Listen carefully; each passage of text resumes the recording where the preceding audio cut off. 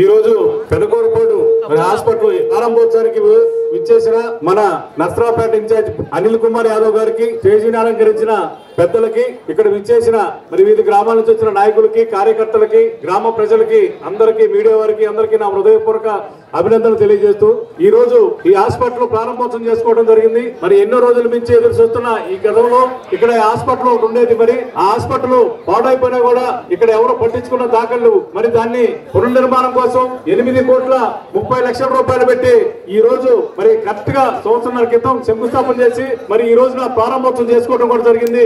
ఎంత శరవేగంగా మరి హాస్పిటల్ ప్రారంభోత్సవం చేసుకుంటున్నామో ఒకసారి ఆలోచన చేయండి. హాస్పిటల్స్ మరి రిపేర్ చేయించడంలో కానీ అన్ని కూడా 27 కోట్ల రూపాయలు మన నియోజకవర్గానికి రావడం జరిగింది. చంద్రబాబు నాయుడు మరి కొన్ని పత్రికలు, కొన్ని మీడియాలు అభివృద్ధి లేదు, ఈ ప్రాంతం అభివృద్ధి లేకుండా జగన్మోహన్ రెడ్డి ప్రభుత్వంలో ఏం జరుగుతుందో అని మరి నిన్న రాత్రి కూడా కొంతమంది మాట్లాడుతూ ఉన్నారు నాయకులు. ఇది అభివృద్ధి కాదా అని మీ అందరూ సాక్షిగానే అడుగుతున్నాను. ఈ బిల్డింగ్ చూడండి, ఎంత కన్నులు పండగ, ఎంత బిల్డింగ్ ఎక్కడన్నా కట్టారా? మరి 8,30,00,000 రూపాయలు 30 పడకలు కలిగి హాస్పిటల్ మరి మన నియోజకవర్గానికి, మన హెడ్ క్వార్టర్ పెదకూరుపాడుకి వచ్చింది.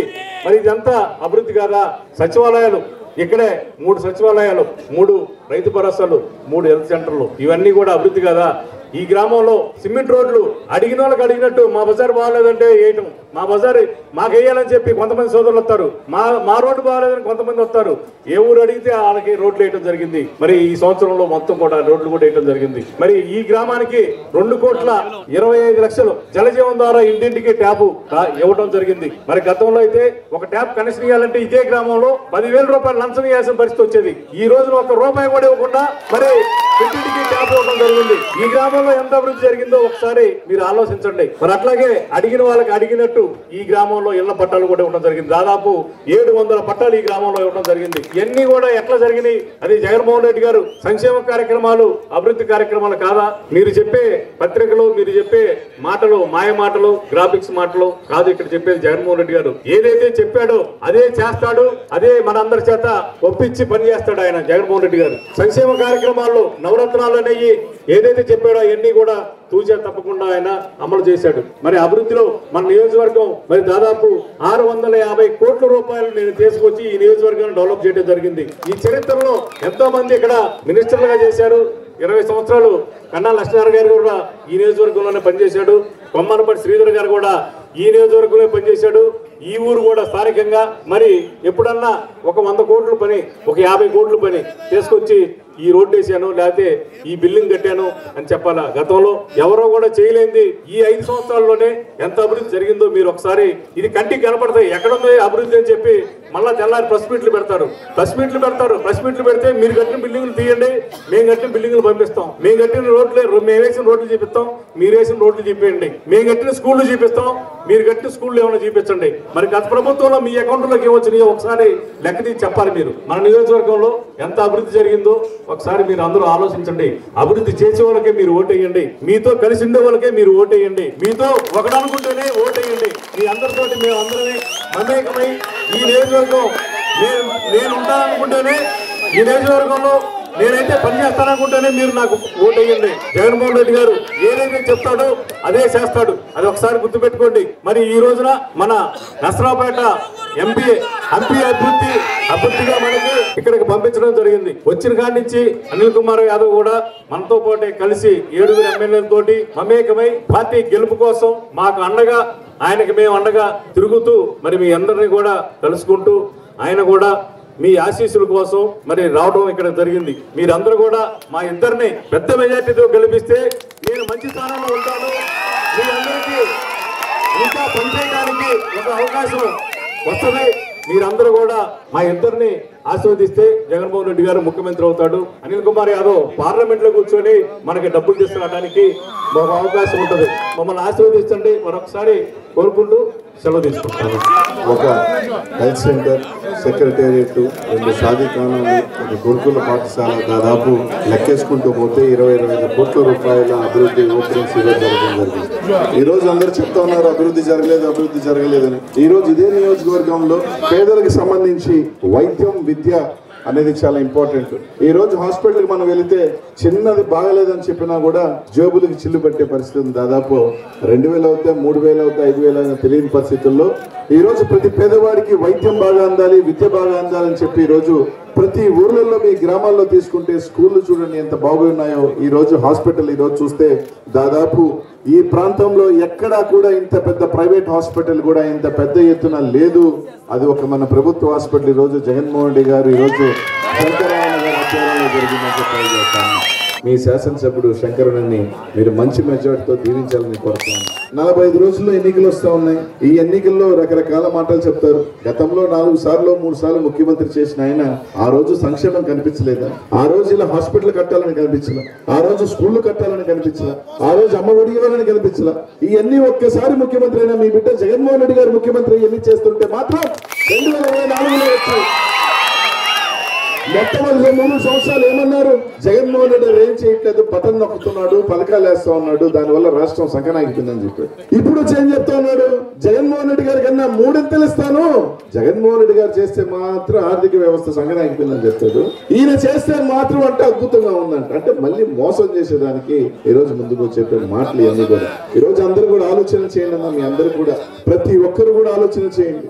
రేపు రాబోయే ఎన్నికల్లో మీ ప్రాంత అభ్యర్థిగా నెల్లూరు నుంచి పల్నాడుకి ఎంపీ అభ్యర్థిగా వచ్చా. జగనన్న పంపిస్తే వచ్చా. నేను గట్టిగా లేదన్నా, నేను పోను, నన్ను వదిలేయని చెప్పుకుంటే ఖచ్చితంగా జగన్మోహన్ సరేమ్మా నీ ఇష్టం అని చెప్పుకున్నవాడు. కానీ జగన్మోహన్ రెడ్డి గారు ఒక మాట చెప్పాడు, నువ్వు పల్నాడుకి పోవాలా, పో, అక్కడ ఎంపీగా పోటీ చేయి, నేను చెప్తున్నాను చెప్పిన తర్వాత ఈ రోజు నేను 2 సార్లు ఎమ్మెల్యేగా మంత్రి అయ్యానంటే అది ఆయన చలువే.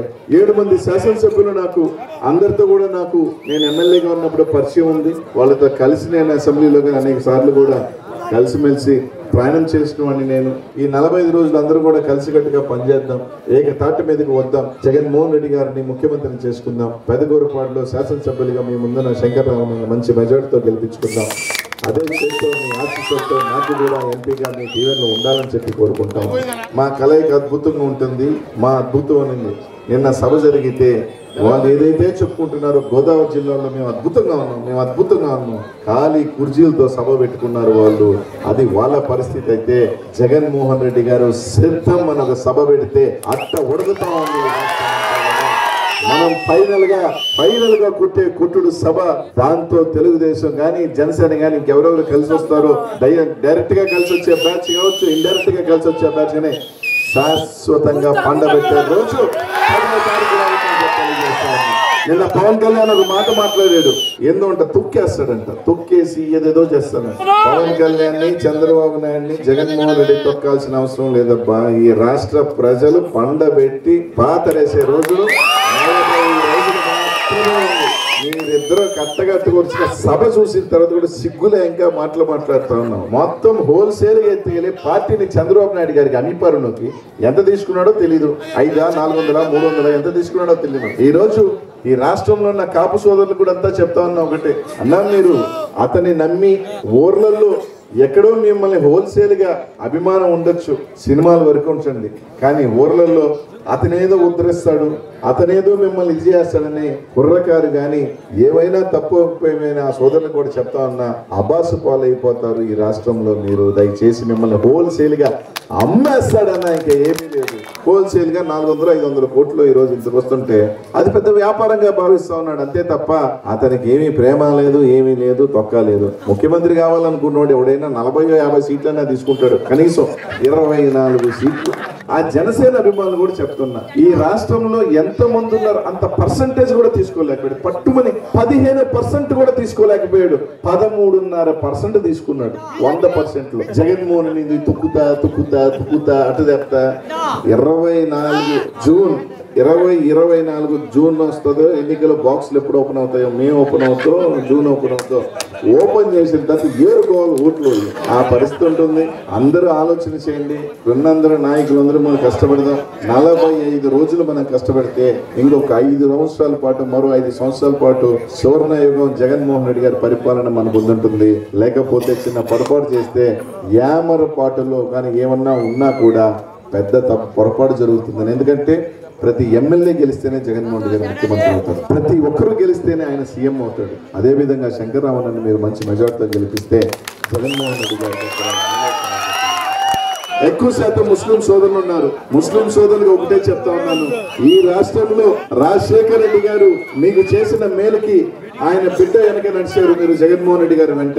2019లో 4 ఎమ్మెల్యేలు చేస్తే ఈసారి 7 మందికి ఎమ్మెల్యేలు ఇచ్చాడు జగన్మోహన్ రెడ్డి గారు చెప్పి తెలియజేస్తా ఉన్నా. నేను పార్లమెంట్ కు వస్తుంటే నా నియోజకవర్గంలో ఒక ముస్లిం సోదరుని పెట్టమన్నాడు. ఒక సామాన్య కార్యకర్త, ఒక సామాన్యుడు పేదవాడిని ఎమ్మెల్యేగా పెడితే 210,000 కోట్లను చెప్పుకుంటున్న ఒక పెద్ద ఆసామి నేను పార్టీ వదిలి వెళ్ళిపోతాను, ముస్లింకి టికెట్ ఇస్తే నేను ఎంపీగా 200 కోట్లు పెట్టుకుంటున్నా, నాకు ముస్లింకి ఎట్ట టికెట్ ఇస్తారు అని అంటే, మనకి ఈ రోజు మన ఎన్నికల్లో గాని సింహభాగం వెన్నెముకగా నిలబడిన ముస్లిం సోదరుడికి నేను ఒక టికెట్ ఇస్తే తప్పేంటి, నెల్లూరులో ఉంటే ఉండని పోతే పోని అని చెప్పాడు తప్ప 200 కోట్ల రూపాయలు నాకు పెట్టేవాడు ఉన్నాడే, అతని కోసం నేను ముస్లిం సోదరుని పెట్టాల్సిన అవసరం లేదు. ఎవరు పెట్టకపోయినా ఎవరు అడగరు. పేదవాడైనా సరే ఇచ్చిన మాట ప్రకారం మైనార్టీకి ఇస్తానన్నాను, మైనార్టీకి పెట్టిన క్యాండిడేట్ ని ఆ పెట్టే క్యాండిడేట్ గా ఉంటాడు, ఎవరున్నా కానీ గెలిపించుకొని ముందుకు వెళ్దాం అని చెప్పిన వ్యక్తి జగన్మోహన్ రెడ్డి గారు. మిమ్మల్ని ఒక్కటే అడుగుతా ఉన్నానన్నా, మీరు ఒక నిర్ణయం తీసుకుంటే వాళ్ళు అవుట్. అట్లాంటిదే పెద్దగూరుపాడు కాదు, ఇంకా ఏ ప్రాంతంలో మీ వాళ్ళు అక్కడక్కడ కొంతమంది సైకిల్లోనూ అక్కడక్కడ 10% 20% ఉంటారు, వాళ్ళని కూడా మీరు మళ్లించాలని వైఎస్ఆర్ కాంగ్రెస్ పార్టీకి తీసుకురావాలని కోరుతా ఉన్నా. అక్కడుండి మోసపోయేదానికన్నా కూడా ఇక్కడుండి జగన్మోహన్ రెడ్డి గారు ఏ విధంగా గౌరవించి మీకు తీసుకొస్తున్నా రావాలని చెప్పి అందరూ కోరుకుంటూ ఈ అవకాశం నాకు ఇచ్చిన పెద్దలందరూ కూడా పేరు పేరున ధన్యవాదాలు తెలియజేసుకుంటూ సెలవు తీసుకుంటాను. జై హింద్.